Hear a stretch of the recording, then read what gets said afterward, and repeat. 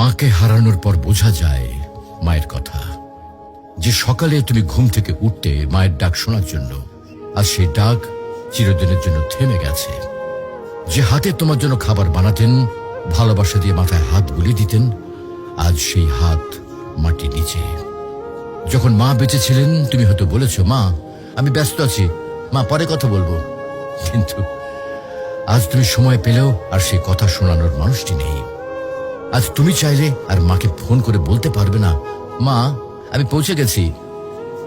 আজ তুমি ঘরে ফিরলেও আর কেউ দরজায় দাঁড়িয়ে হাসি মুখে বলবে না, টেবিলে খাবার রাখা আছে, খেয়ে নিস বাবা।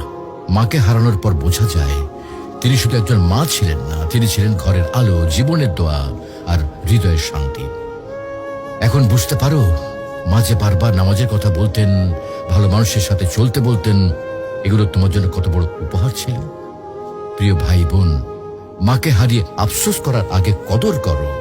মায়ের হাতে চুমো দাও, তার জন্য দোয়া করো, তাকে জড়িয়ে ধরো যতদিন তিনি আছেন।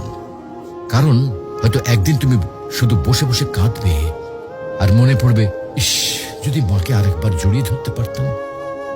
মাকে হারানো মানে পৃথিবীর সব থেকে বড় আশ্রয় হারিয়ে ফেলা। তুমি যখনই সময় পাও তোমার মায়ের সাথে সময় দাও, মায়ের জন্য দোয়া করো। মা যদি আজকে ইহলোক ত্যাগ করেন তাহলে তিনি আর ফিরে আসবেন না।